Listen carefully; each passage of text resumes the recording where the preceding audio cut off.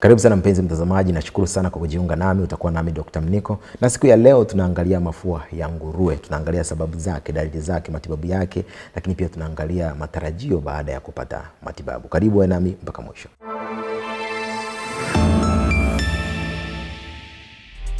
Mafua ya nguruwe ni ugonjwa unaosababishwa na virusi vya influenza aina ya H1N1 na H3N2.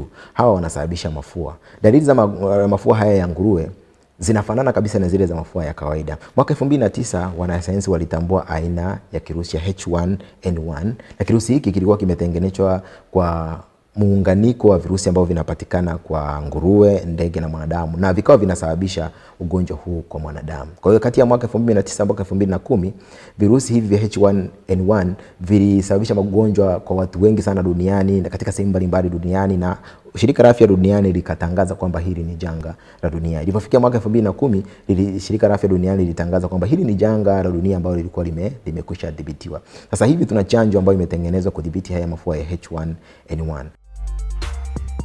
Virusi wa mafua ya nguruwe wanaingia mwilini kama utafuta hewa yenye majimaji yenye virusi baada ya mtu kukohoa au kupiga chafya, au unaweza kupata ugonjwa huu baada ya kushika eneo ambalo lina virusi halafu ukashika macho au ukapua au mdomo. Kwa hiyo vinaambukizwa sawa na mafua yale ya kawaida, lakini hauwezi kuambukizwa mafua ya nguruwe kwa kula nyama ya nguruwe, kwa sababu watu wengi wanadhani kwamba ni ugonjwa ambao unatokana na mtu kula nyama ya nguruwe.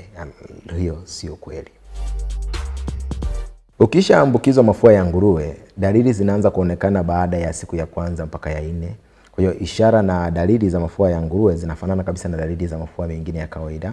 Kwa hiyo unaanza kuwa na homa, japo sio mara zote unakuwa na homa, kuhisi baridi, kikohozi, kuwashwa au maumivu ya koo, kutoka na makamasi au kuziba kwa pua, macho yanatoka machozi na yanakuwa mekundu, unakuwa na maumivu mwili mzima, kichwa kinauma, uchovu, unaharisha, unapata kichefuchefu na wakati mwingine unatapika. Hizi ni dalili za ugonjwa wa mafua ya nguruwe. Sasa kuna hatari kubwa ya wewe kuambukiza ugonjwa huu kama unaishi eneo au unasafiri kwenda kwenye eneo ambalo kuna watu wengi wameambukizwa ugonjwa huu wa mafua ya nguruwe.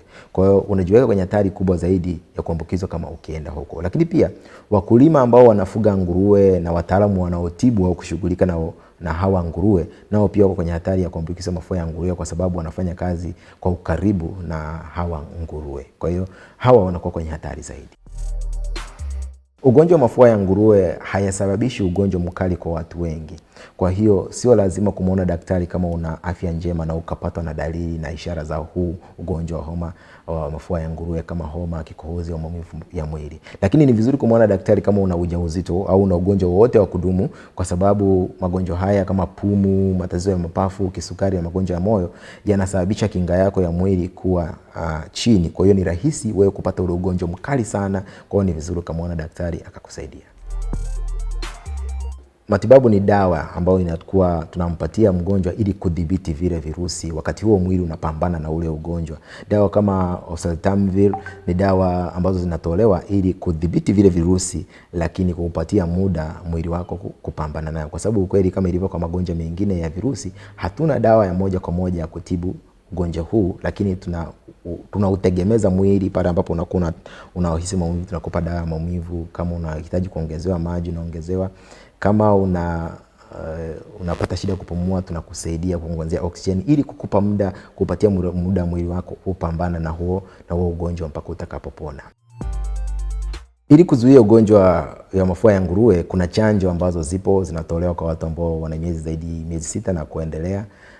Na hizi zinatolewa ili kukukinga, ili hata utakapokuwa umepata maambukizi basi usipate ugonjwa mkali sana. Chanjo za aina hizi ni muhimu sana kwa sababu katika kipindi hiki cha COVID-19 kutoka mwaka 2020 mpaka 2025 hapa, ni ugonjwa huu unakuwa na dalili sawa na coronavirus. Kwa hiyo ukipata chanjo inasaidia kwamba hata kama ukiambukizwa hautapata ugonjwa mkali sana. Lakini pia fanya mambo kadhaa ili kuhakikisha kwamba hauambukizi watu wengine au kusambaza.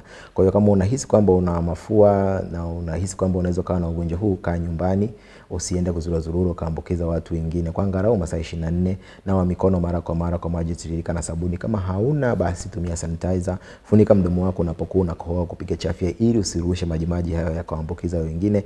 Lakini pia epuka kushika uso wako. Kwa hiyo kwa sababu ukishika sehemu ambayo ina maambukizi alafu ukashika, kwenye macho yako unaweza kuambukiza. Maeneo ambayo watu wanashika mara nyingi, kwa mfano vitasa, remote za TV, zisafishwe mara kwa mara kwa kutumia sanitizer. Jitenge pia, kaa mbali na mikusanyiko ya watu kwa kadri unavyoweza, na ni vizuri kuepuka kukaa karibu na mtu ambaye ana maambukizi kama uko kwenye hatari kubwa ya kupata ule ugonjwa ambao ni mkali sana wa mafua.